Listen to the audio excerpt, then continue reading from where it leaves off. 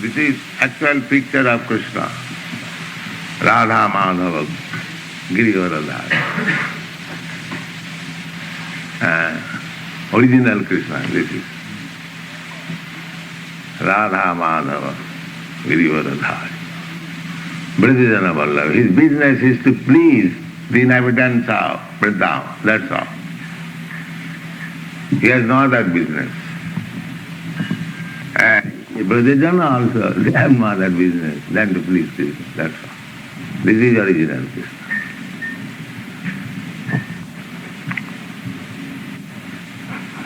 Duryodhana Vallabha Girivaradhari. And first business is Radha Madhava.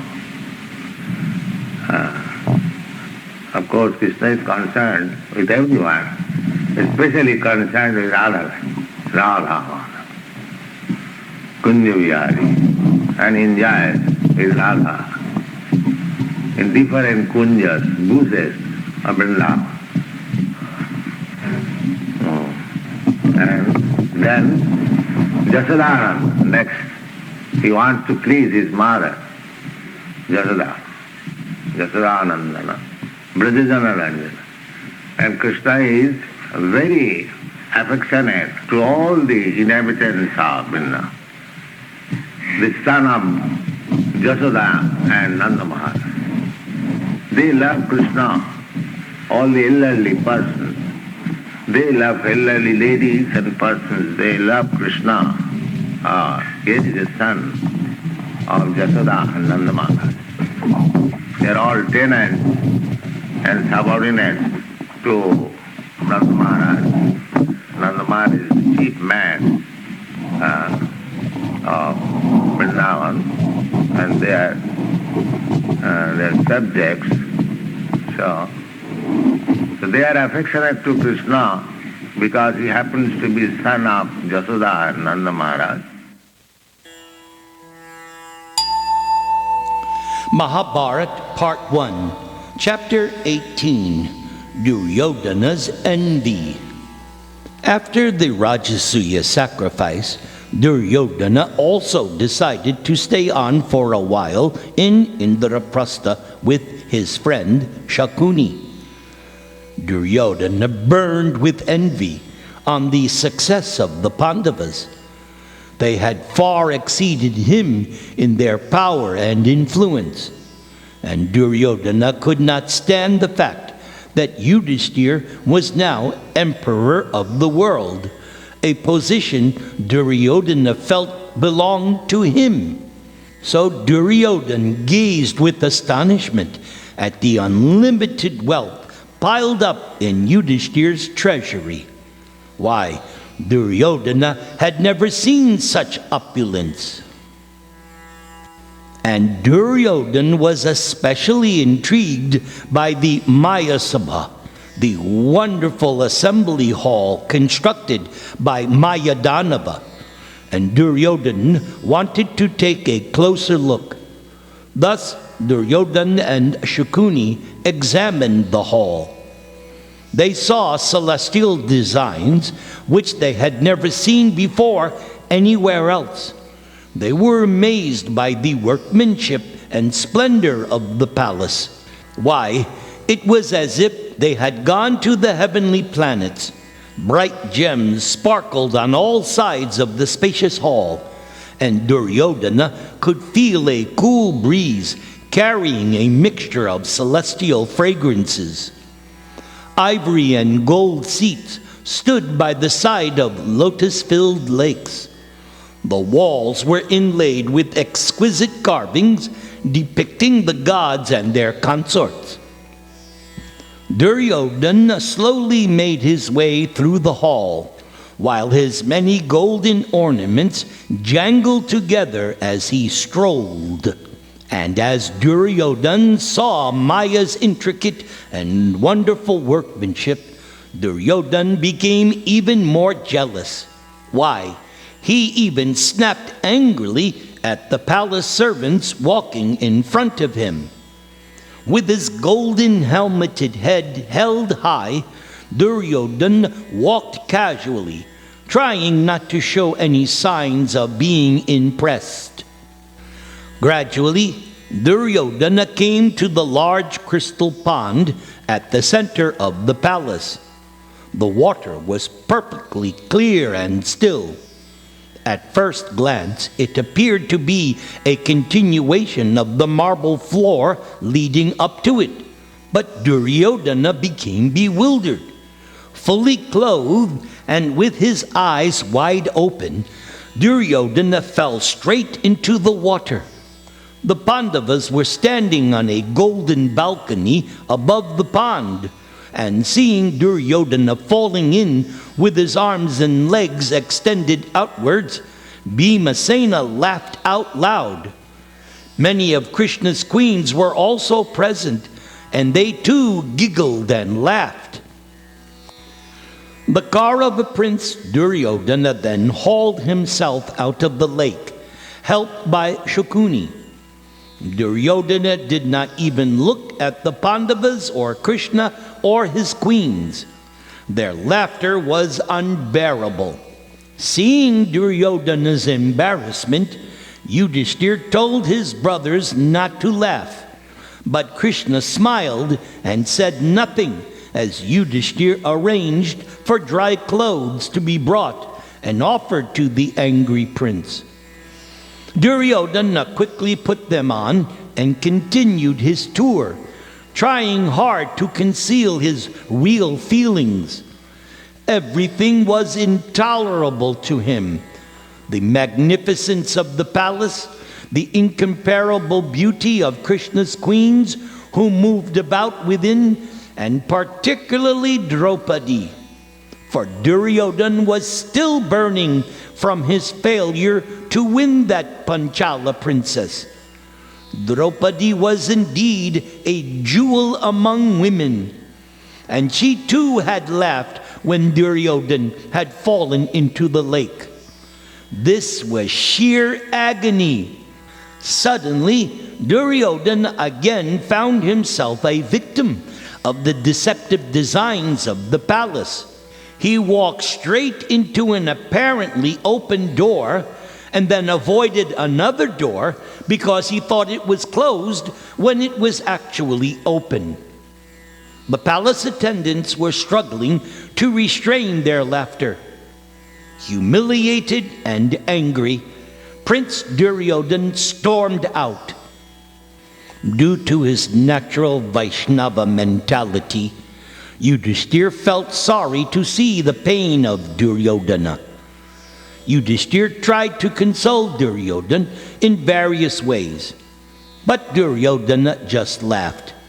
He bade farewell to the Pandavas and left for Hastinapur, followed by his large retinue. But his mind was bent upon revenge. Then Krishna also decided to return home to Dwaraka. And as he was departing, Krishna spoke affectionately to Yudhishthir. O king, cherish all your subjects with ceaseless vigilance and patience. Just as a cloud is to all creatures, just as a large tree is to birds, so too you should become the refuge of your dependents. After Krishna's departure, the Pandavas approached Vyasadeva, who had not yet left. Yudhishthir asked the sage if the sacrifice had been successful. "Oh, my dear child, this sacrifice will yield great results for 13 years. You shall be the undisputed emperor of this wide earth. But at the end of that period, you will be the cause of a war which will eventually rid the world of all Kshatriyas." Yudhishthir was alarmed, and seeing his expression, Vyasadeva said, "O child, do not be aggrieved, for no one can overcome the influence of eternal time. Everything is arranged by the Supreme for the ultimate good of all. This war will be the fault of Duryodhana, not you. I shall now go to the mountains, but you will see me again whenever there is need." The rishi then stood up and left, surrounded by all the other sages. And when they were all gone, Yudhishthir spoke to his brothers. "The words of this sage cannot prove false, but I do not wish to be the cause of suffering in the world. From this day on, I shall not speak a harsh word to anyone. I shall always practice virtue, and I shall see no difference between my own sons and the sons of others. And I shall always follow the commands of my elders without the least hesitation. In this way, I shall avoid all disagreements, for they are the cause of war." Yudhishthir continued thinking about Vyasadev's words. It seemed that Krishna's plan was unfolding. Although the Pandavas had asserted their rulership over the world, it was still a fact that many impious kings were exploiting the resources of the earth. Yudhishthir saw at the sacrifice that many kings had supported Shishupal against Krishna, although they were afraid to oppose Krishna openly. Who knew what evil schemes Duryodhana and his brothers would dream up? All of this was no doubt Krishna's arrangement to rid the world of all ungodly elements. Yudhishthir remained immersed in thoughts of Krishna and his mysterious plans.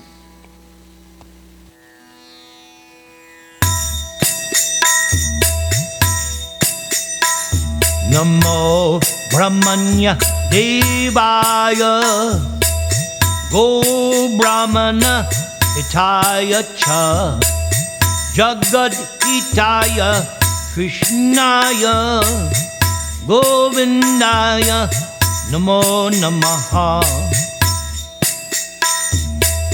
Govindaya Namo Namaha Govindaya Namo Namaha.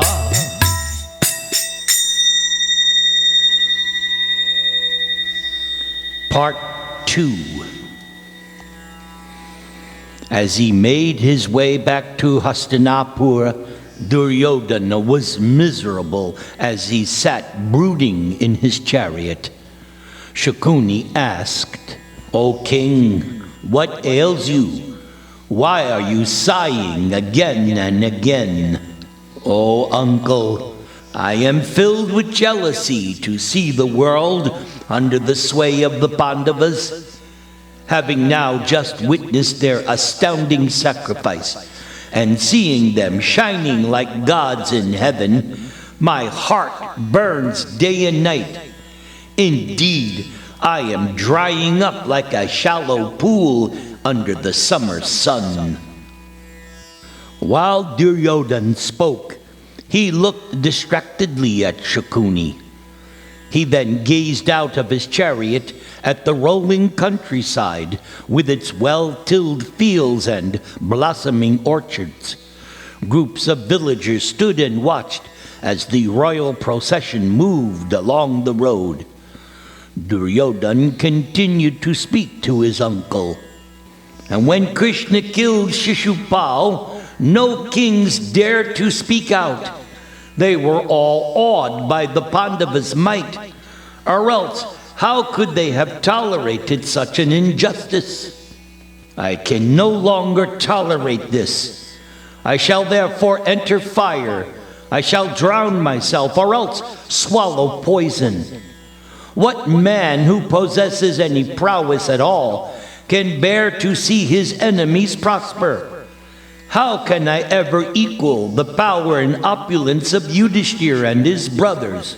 And who can help me to achieve an influence equal to theirs? Oh, uncle, fate is after all supreme, and man's exertion is only useless. All of my efforts to destroy the Pandavas have failed. Instead, they flourish like lotuses in a lake. I should therefore die. Know now that I am in the grip of grief, so please inform my father. Oh, my dear nephew, do not envy the Pandavas, for they are receiving what is rightfully theirs due to their own deeds. They have their half of the kingdom, and with Krishna's help and Drupada's alliance, they have grown rich. So what is there to be sorry about? As Shakuni was speaking, he was smiling. His eyes narrowed slightly, and he fingered his jeweled rings. O Duryodhana, your cousins have conquered the world and now possess limitless wealth. So why do you grieve? For this wealth can now become yours. You said there is no one to help you, but I do not agree with this estimation. For you have 100 brothers. You also have the greatly powerful Drona, Karna, and the invincible chariot warrior Kripa. And my brothers, along with the mighty Somadatta, all stand ready at your command. Now, take this earth and rule it without any rival. Now, Duryodhana's eyes widened. He sat up straight on the leather-furnished seat. Perhaps his uncle was right. The strength of the Kauravas was hard to rival. Drona, Bhishma, Kripa, Karna. Why, who could face these warriors when they stood together in battle? So now Duryodhana spoke eagerly.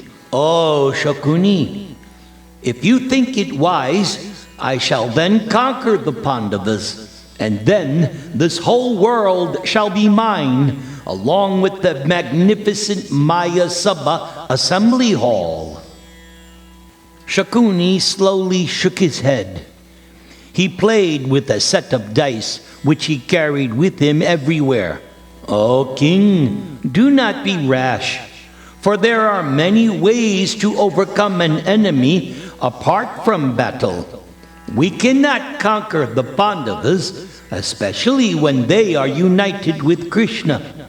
Why, not even Indra, along with all the celestials, could overpower them. No, I was thinking of another way by which they can be defeated. Shakuni suggested that they challenge Yudhishthir to a game of dice. Shakuni knew Yudhishthir was fond of playing, and also that Yudhishthir was not expert. At dice, Shakuni had no equal anywhere within the world.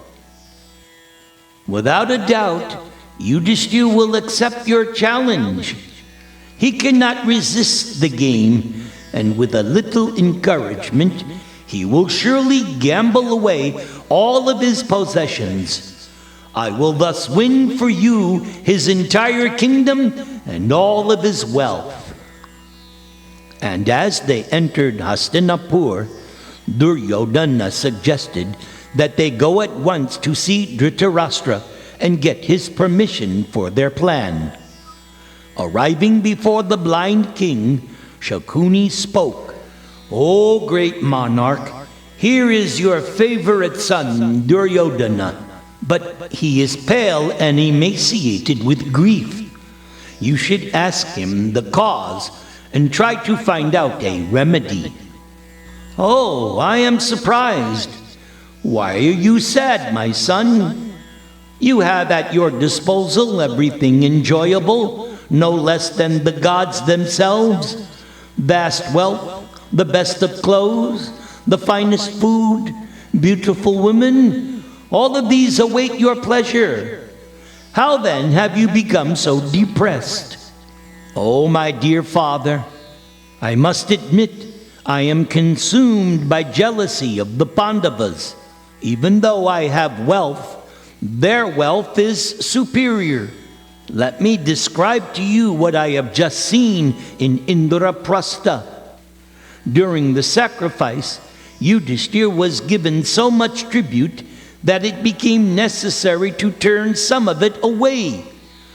He had been offered millions of elephants, horses, cows, and camels. Heaps of gems and golden ornaments were stacked up like mountains. Yudhishthir provided 30 servant maids for each of the 88,000 Snataka Brahmanas. Yudhishthir arranged to feed 100,000 Brahmanas at a time during the sacrifice, and when they were fed, conchs were blown. Oh, Father, I heard those conchs sounding all throughout the sacrifice. I have also seen the gods from heaven at the Rajasuya.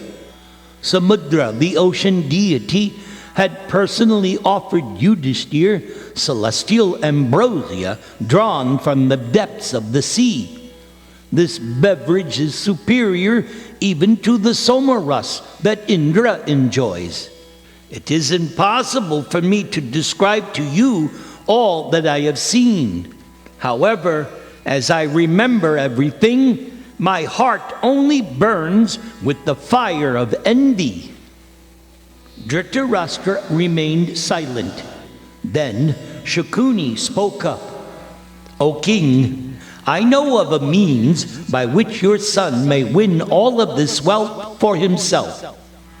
I propose that you invite Yudhishthir to a game of dice, for no one can defeat me at dice. I will easily win. In this way, we shall acquire all that Yudhishthir possesses. Oh, Father, please grant us your permission to carry this out. Let us conquer our enemies and thus enjoy this earth. I am a little doubtful. Let me consult the wise Vidura, for he will only advise us for our own good. No, my dear father. Certainly Vidura will block our plan. And if he does, then I shall take my own life. Then you and Vidura may live here in Hastinapur happily ever after. What need will you have for me anyway? Dhritarashtra was pained at heart. Duryodhana was his most dear son. So how could Dhritarashtra ever refuse the request of Duryodhana? Dhritarashtra decided that he would talk with Vidura and convince him. Dhritarashtra then ordered that a palatial hall be constructed for the gambling match. It should have 1,000 pillars and 1,000 gates. Covering 2 square miles, it should be set with countless gems. And when it was complete, they could invite the Pandavas for the gambling match.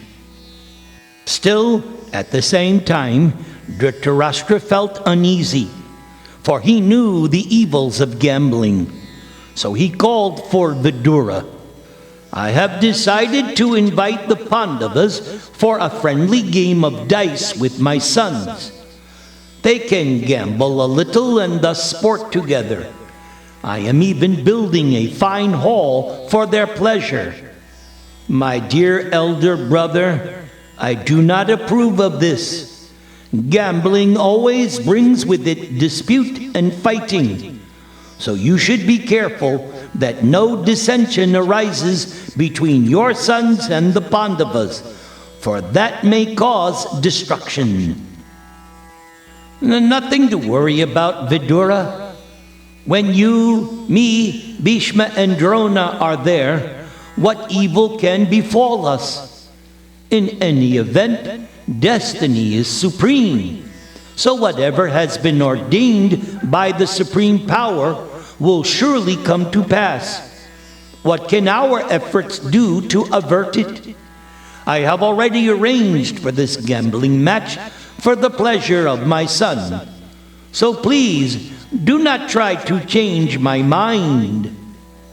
Oh, my dear elder brother, fate is surely all-powerful.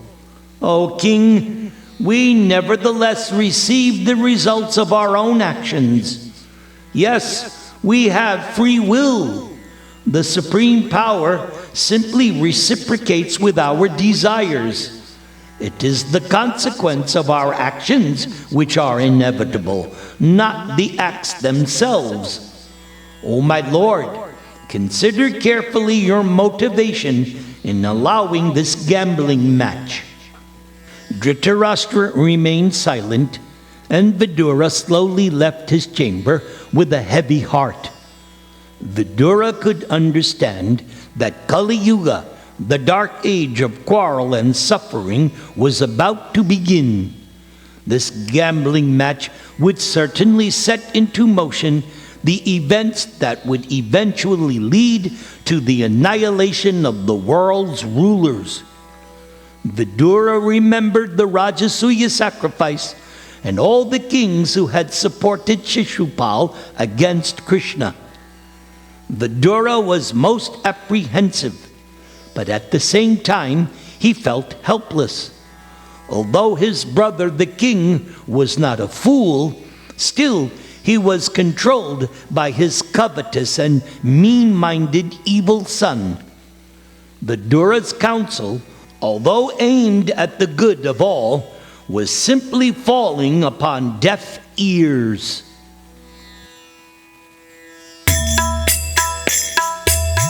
Krishnaya Vasudevaya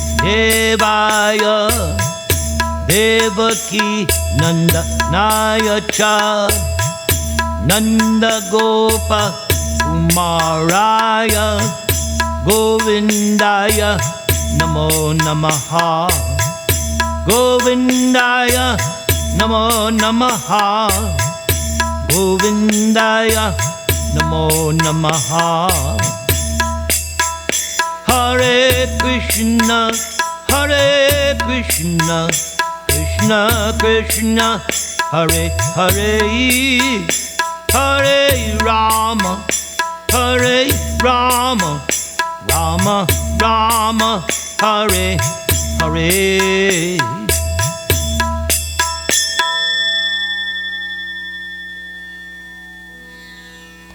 Part 3. And during the coming weeks, as the hall was being built, Dhritarashtra reflected on the words of his brother Vidura. Dhritarashtra disliked countermanding his brother's advice because Dhritarashtra knew Vidura never gave faulty counsel. The impending dice match was undoubtedly fraught with danger, and if it led to a battle between the Kauravas and the Pandavas, surely that would be a disaster.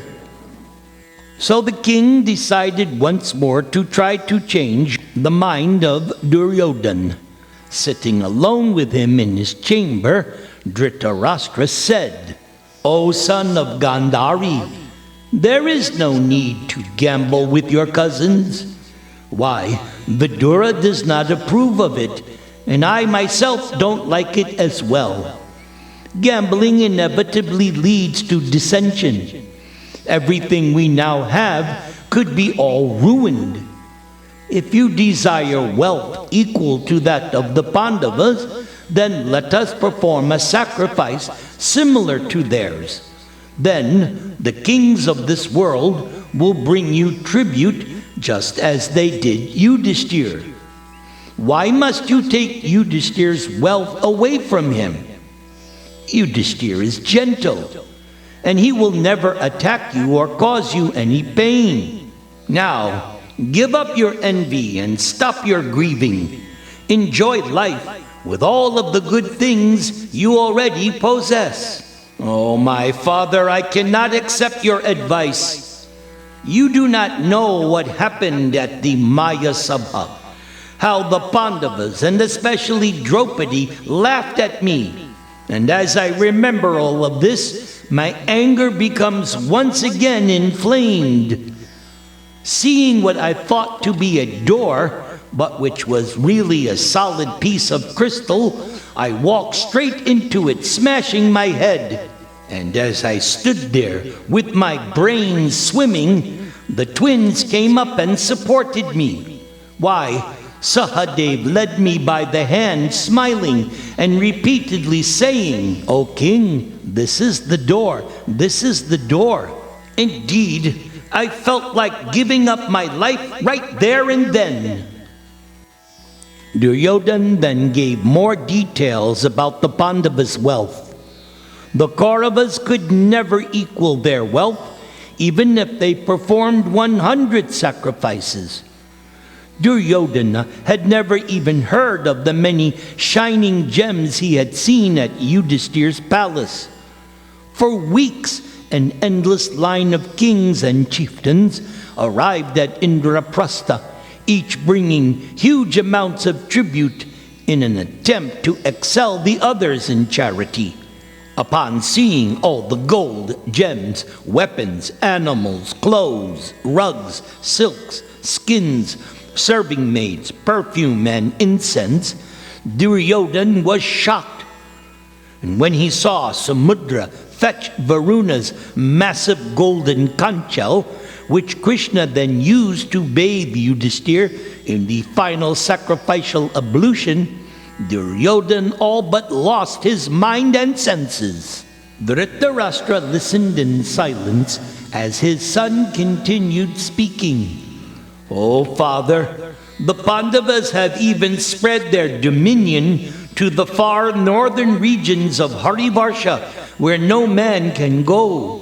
The residents of that land gave the Pandavas hundreds of celestial conchals, and I heard them being blown during the sacrifice. The tremendous sound made my hair stand erect. Weaker kings fainted simply upon hearing the cacophony." Duryodhana's voice became increasingly urgent as he pleaded with his father, "I can no longer live as long as the Pandavas possess such incomparable opulence. If they are allowed to flourish, it will only be a matter of time until they overpower us Kauravas. They are our enemies, and so it is only right that we should attack them and take their wealth. That is the Kshatriya code. Either I will gain control of this earth, or I will die. And this gambling match is the safest and surest way to achieve all of my ends." Dhritarashtra was pensive. Thinking for some time, he then replied, "O my son, I hate such enmity, especially when you bear it towards those who are powerful. Such hostility only brings about a change of feelings and is thus itself a painful weapon, although not made of steel. Do you realize that what you are suggesting will certainly cause a fearful war?" Duryodhana paced impatiently in front of his blind father. What violence is there in a simple game of dice? If Yudhishthir chooses to gamble and loses his wealth, how can anyone then blame us? So you see, we have nothing to lose. Shukuni will surely win every game. Oh, father, please grant me permission to invite the Pandavas for this gambling match." The king then rose from his seat and called for his servants. As they led him away, he said, "Your words do not find favor with me, O prince. But do what you will. Surely you will repent your rashness later, for deeds fraught with impiety never bring prosperity. I shall ask Vidura to invite the Pandavas." A few days later, the king heard that the hall had been completed. He called for Vidura and said, "Please leave at once for Indraprastha and bring Yudhishthir and his brothers here. Invite them for a friendly game of dice with their cousins in our new hall." One last time, Vidura tried to dissuade the king. This match will bring about the destruction of our race. Clearly, your son wants only the Pandavas' wealth and has contrived this means to take it. Dissension among our family members will cause our ruination. O king, stop it now while you still have the chance. But Dhritarashtra had already made up his mind. Oh, my dear brother, everything lies in the hands of destiny. If destiny so wills it, then we will not be harmed. And if by the course of fate we are to suffer, then what can be done? Everything happens according to providence. Therefore, please go to Indraprastha and return with Kunti's invincible 5 sons. Vidura simply looked despairingly at the blind monarch. It was hopeless to try to change his mind. Dhritarashtra's attachment for Duryodhana was much too strong. Even though Dhritarashtra could obviously see the results of acquiescing to his evil son, Dhritarashtra still did not refuse him. Fearing the worst, Vidura left the palace and prepared for his journey to Indraprastha.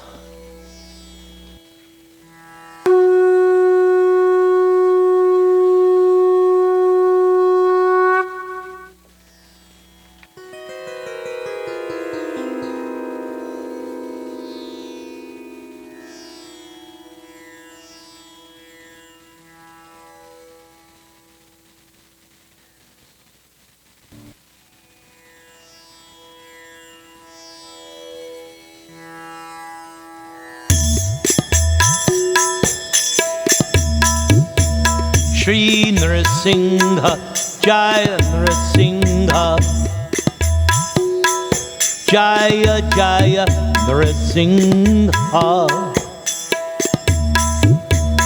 Prakladesha, Jaya Padma, Mukha Padma Bringa.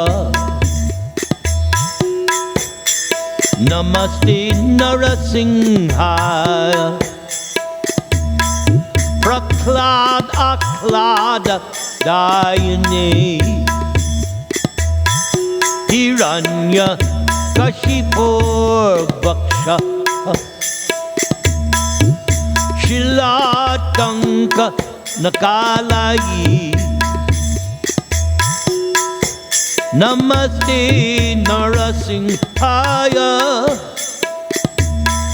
Ito Nrsimha Parato Nrsimho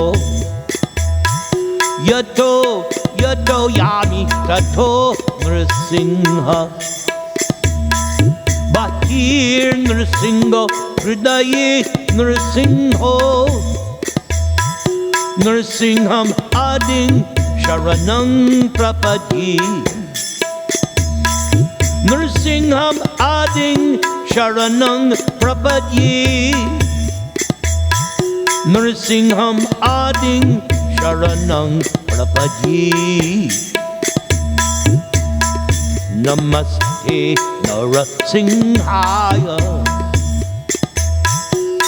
Tavakara Kamala Hare Nakam Adbhuta Singam Dalita Hiranyakashipu Tanu Bringam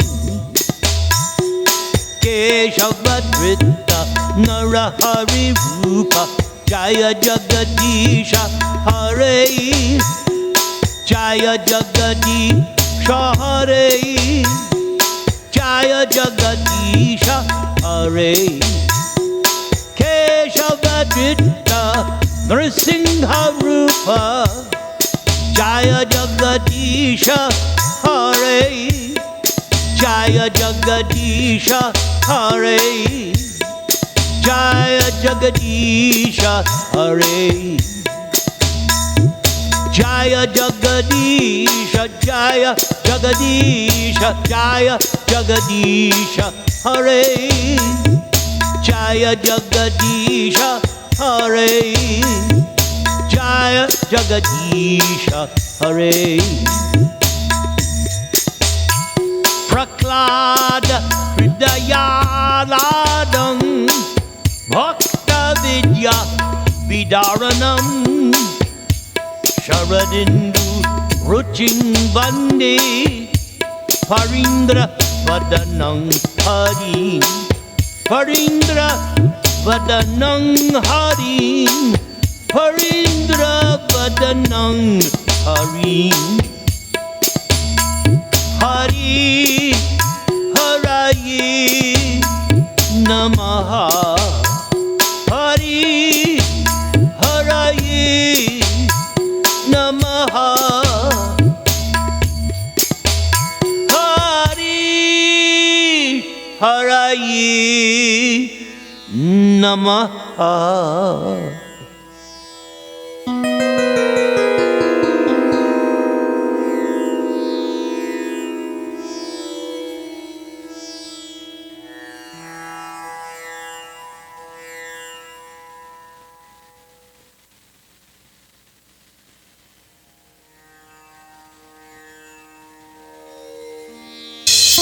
Where is there love in this material world? I don't find any in the boys and the girls. At best I see a kind of polished prostitution. I think of love as a commercial institution. My heart is yearning for an ocean of love, but it must come down from up above. It can't be bought at the grocery store. Love of God is what I'm looking for. They say that love is all you need, but their kind of love is simply greed. And anyway, it never lasts. It comes and goes so very fast. The love they sell is very cheap, where love of God is so very deep. For lust you'll pay a heavy price, while love of God is so very nice. For love I've cried, for love I've died. Love took me for one hell of a ride. I hope I've learned my lesson now. I've got to love Krishna somehow.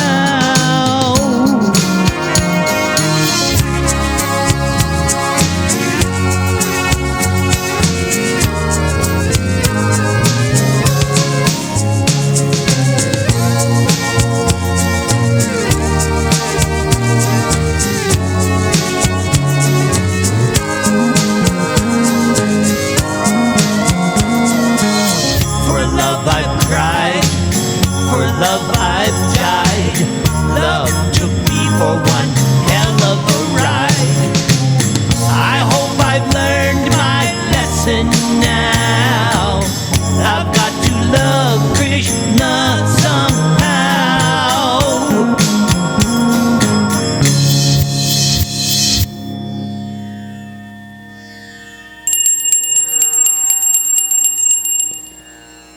The basic principle of the living condition is that we have a general propensity to love someone. No one can live without loving someone else, and this propensity is present in every living being. Why, even an animal like a tiger has this loving propensity, at least in a dormant stage, and it is certainly present in human beings. However, the missing point is where to repose our love so that everyone can become happy. Now, at the present moment, human society teaches us to love one's country or family or one's personal self. But there is no information where to repose that loving propensity so that everyone can become happy.